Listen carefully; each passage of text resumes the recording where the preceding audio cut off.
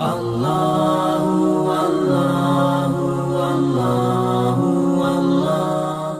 اہم سوال یہ ہے جو یاد رکھنے کے قابل ہے کہ قربانی کی شرعی حیثیت کیا ہے؟ کیا واجب ہے یا سنت؟ اگر اس سلسلے میں ائمہ کی آراء مختلف ہوں تو موجودہ صورتحال لاک ڈاؤن وغیرہ کی وجہ سے آسانی کے پیش نظر کسی دوسرے امام کے قول پر عمل کیا جا سکتا ہے یا نہیں؟ اور سوال میں یہ بھی پوچھا ہے کہ ترمذی شریف میں روایت ہے کہ حضرت عبداللہ ابن عمر رضی اللہ تعالی عنہما سے پوچھا گیا کہ قربانی واجب ہے یا نہیں، تو آپ نے جواب میں یہ ارشاد فرمایا کہ ضحى رسول اللہ صلی اللہ تعالی علیہ وسلم والمسلمون، کہ پیغمبر علیہ الصلاۃ نے بھی قربانی کی اور مسلمانوں نے بھی قربانی کی۔ پھر دوبارہ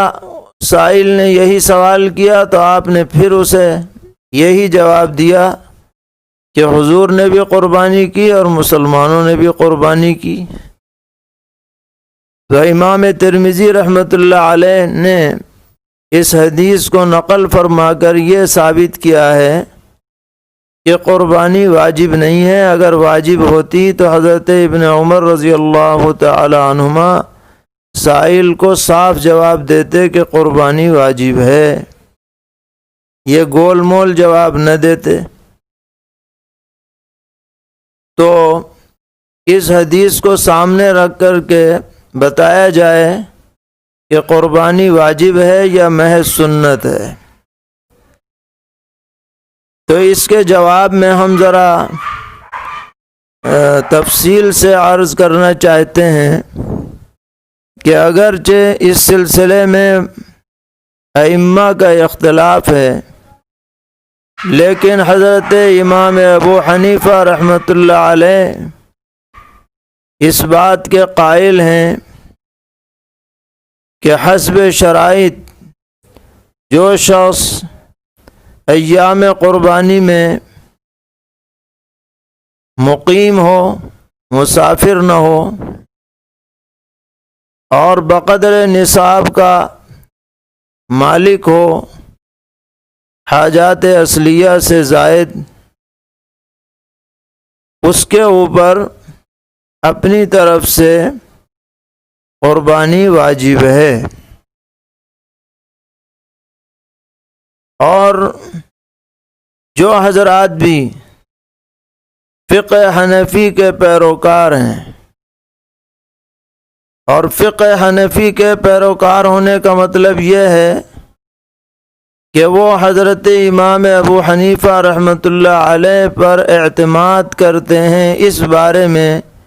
کہ انہوں نے قرآن و سنت سے سمجھ کر جو مسئلہ بیان کیا ہے وہ صحیح ہے۔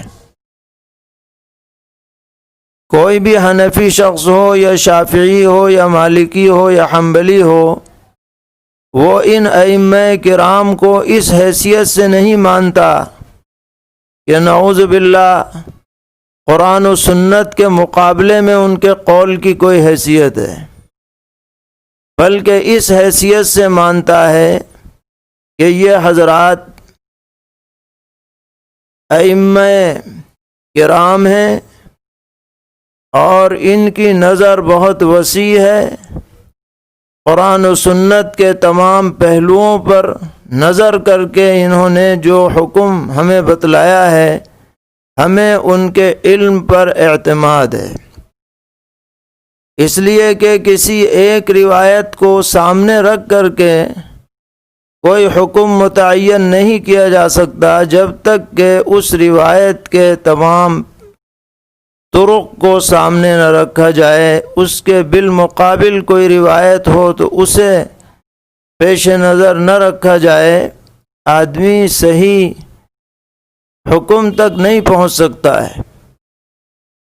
لہذا کسی امام کے قول کے مقابلے میں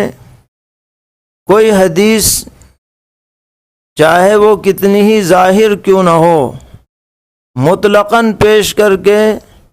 اس امام کے قول کو رد نہیں کیا جائے گا، بلکہ یہ دیکھا جائے گا کہ اس امام نے کن دلائل پر اپنے قول کی بنیاد رکھی ہے۔ تو بہرحال فقہ حنفی پر جن لوگوں کو اعتماد ہے، انہیں محض آسانی تلاش کرتے ہوئے کسی دوسرے امام کے قول پر عمل نہیں کرنا چاہیے، کیونکہ اگر صرف آسانی ڈھونڈی جائیں گی تو یہ دین مذاق اور کھلواڑ بن کر کے رہ جائے گا۔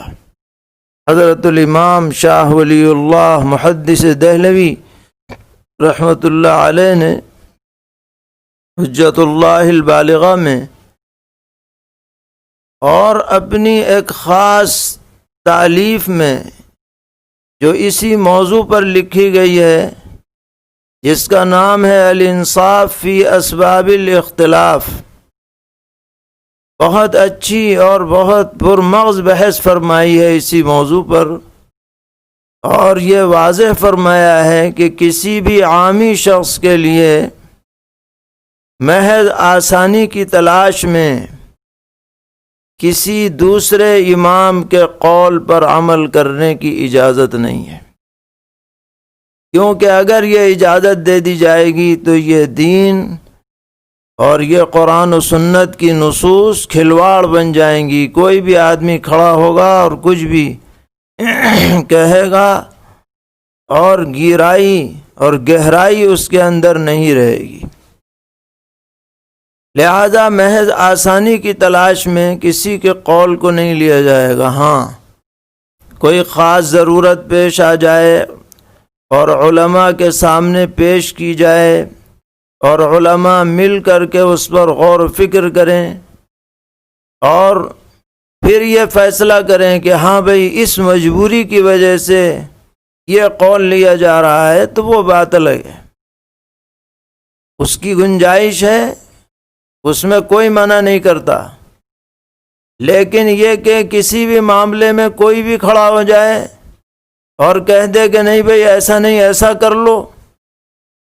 یا اپنے طور پر مطالعہ کر کے کوئی اپنی رائے قائم کر لے،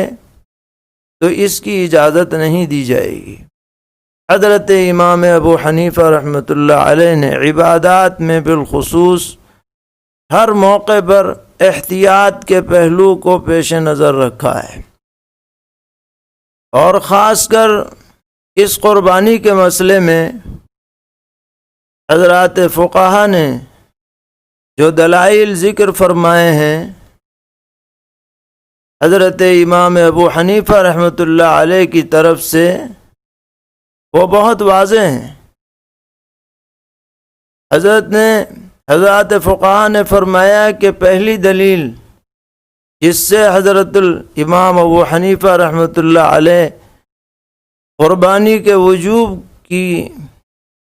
بات فرماتے ہیں، وہ قرآن کریم کی آیت ہے، فَصَلِّ لِرَبِّكَ وَانْحَرْ۔ آپ کو حکم دیا گیا ہے کہ اپنے رب کے لیے نماز پڑھیے اور قربانی کیجیے، اور حکم دینا اس کے اندر ظاہری طور پر وجوب کا پہلو ہوتا ہے، لہذا پتہ چلا کہ قربانی واجب ہے۔ اسی طرح دوسری دلیل یہ دی ہے کہ سورہ حج میں اللہ تبارک و تعالی نے فرمایا کہ وَلِكُلِّ أُمَّةٍ جَعَلْنَا مَنْسَكًا لِيَذْكُرُوا اسْمَ اللَّهِ عَلَى مَا رَزَقَهُم مِّن بَهِيمَةِ الْأَنْعَامِ، کہ ہر امت کے لیے قربانی کی عبادت ضروری قرار دی گئی ہے، تاکہ اللہ کے پیدا کردہ چوپایوں پر اللہ کا نام لیا جائے۔ اب ظاہر ہے کہ اس میں جو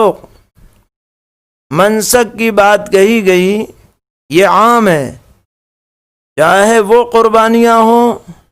جو حاجیوں پر وہ لازم ہوتی ہیں حج قران میں، حج تمتع میں، یا وہ قربانی ہو جو صاحب نصاب پر لازم ہوتی ہے، یہ سب منسک کے اندر شامل ہے۔ اس سے بھی وجوب کا پہلو نکلتا ہے۔ تیسری دلیل یہ ہے کہ سرور عالم حضرت محمد مصطفیٰ صلی اللہ تعالی علیہ وسلم نے ارشاد فرمایا کہ جس آدمی کو اللہ تعالی نے وسعت عطا کی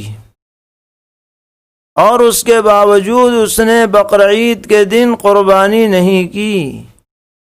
اور قربانی کا ارادہ بھی نہیں کیا، تو حضرت نے اسے سخت ترین وعید سنائی، فرمایا فلا یقربن مصلانا، کہ وہ ہماری عیدگاہ میں نماز پڑھنے تو دور رہا، اس کے قریب بھی نہ آئے۔ تو علماء لکھتے ہیں کہ ایسی وعید کسی خالی مستحب یا مسنون حکم کے بارے میں نہیں ہوگی، بلکہ یہ جبھی ہوگی جبکہ اس کو کم از کم واجب کے درجے میں رکھا جائے۔ تو یہ حدیث وعید بھی ہے، تنبیہ بھی ہے، اور اس کے ضمن میں یہ پہلو بھی نکلتا ہے کہ قربانی کرنا صاحب وسعت لوگوں پر لازم اور ضروری ہے۔ اسی طرح چوتھی دلیل یہ ہے کہ نبی اکرم علیہ الصلاۃ والسلام نے ایک حدیث میں ارشاد فرمایا جو مسلم شریف کی روایت ہے، بالکل صحیح، کہ جو آدمی عید کی نماز سے پہلے قربانی کر لے اس کی قربانی معتبر نہیں ہے، اس کے بدلے میں اسے دوسری بکری ذبح کرنی پڑے گی، اور جس نے عید سے پہلے قربانی نہیں کی تو وہ بعد میں نماز کے بعد اللہ کا نام لے کر ذبح کرے۔ علماء لکھتے ہیں کہ یہاں پر یہ فرمانا کہ دوسری بکری اس کے بدلے میں ذبح کرنی ہے، یہ بھی وجوب کی دلیل ہے۔ اگر بات خالی استحباب کی ہوتی تو یہ نہ کہا جاتا کہ بدلے میں دوسری بکری ذبح کرو۔ اور پانچویں دلیل، بعض ضعیف روایات میں یہ مضمون ہے کہ ہر گھر والوں پر قربانی واجب ہے، تو ان روایات کے ہوتے ہوئے ان سے صرف نظر نہیں کیا جا سکتا۔ اب اگر کسی روایت سے ایسا معلوم ہوتا ہے کہ وہ محض سنت ہے تو ان روایتوں کو سامنے رکھتے ہوئے اس کا یہ مطلب سمجھا جائے گا کہ سنت سے مراد ایسا عمل جو سنت سے ثابت ہو، یعنی نبی اکرم علیہ الصلاۃ والسلام کے معمول سے اور آپ کی عادت مبارکہ سے ثابت ہو، کیونکہ واجب بھی اس معنی کر سنت ہی ہے کہ حضور سے جو چیز ثابت ہے وہ سنت بھی ہے اور واجب بھی ہے، لہذا سنت اور واجب میں کوئی تعارض نہیں ہے حقیقت کے اعتبار سے۔ جیسے عید کی نماز سنت بھی ہے واجب بھی ہے، وطر کی نماز سنت بھی ہے واجب بھی ہے۔ اور رہ گئی یہ روایت جو حضرت ابن عمر رضی اللہ تعالی عنہما کی سائل نے پیش کی ہے، علامہ عینی رحمۃ اللہ علیہ نے اس پر گفتگو فرماتے ہوئے بہت اچھی بات ارشاد فرمائی کہ فرمایا کہ اس سے تو قربانی کا وجوب ثابت ہو رہا ہے، اس لیے کہ حضرت ابن عمر رضی اللہ عنہما بار بار یہ فرماتے رہے کہ ضحى رسول اللہ صلی اللہ علیہ وسلم والمسلمون، کہ حضور نے بھی قربانی کی، مسلمانوں نے بھی کی، اس کا مطلب یہ مسلمانوں کا معمول چلا آ رہا ہے۔ اب سوال یہ ہے کہ انہوں نے صاف صاف واجب کیوں نہیں کہا؟ تو ممکن ہے کہ اس لیے نہ کہا ہو کہ کوئی یہ نہ سمجھ لے کہ یہ فرض ہے، فرض کا درجہ الگ ہے، واجب کا درجہ الگ ہے، اس لیے آپ نے یہاں پر وضاحت سے واجب نہیں کہا بلکہ ایسا جواب دیا کہ جس سے خود بخود وجوب کا پہلو نکلتا ہے، سمجھنے والے کے لیے اتنا کافی ہے اس لیے احتیاط اسی میں ہے، اور بلا شبہ یہ قول احتیاط پر مبنی ہے کہ قربانی کو واجب کہا جائے، محض سنت کر کے اس کے عمل کو ہلکا نہ کیا جائے کہ بھئی کر لو تو ٹھیک ہے، نہ کر لو تو بھی ٹھیک ہے، ایسا کچھ نہیں ہے۔ اور جو حالات کی بات بتائی جا رہی ہے یہ بھی کوئی عذر نہیں ہے، کیونکہ شریعت میں اس کا بدل موجود ہے۔ حالات کی وجہ سے کوئی قربانی نہ کر سکے تو وقت گزرنے کے بعد جانور لے رکھا ہو تو وہ زندہ صدقہ کرے، نہیں تو اس کے بقدر پیسے صدقہ کر دے۔ تو اس کو بنیاد بنا کر کے دوسرے مذہب کا قول اختیار نہیں کیا جائے گا۔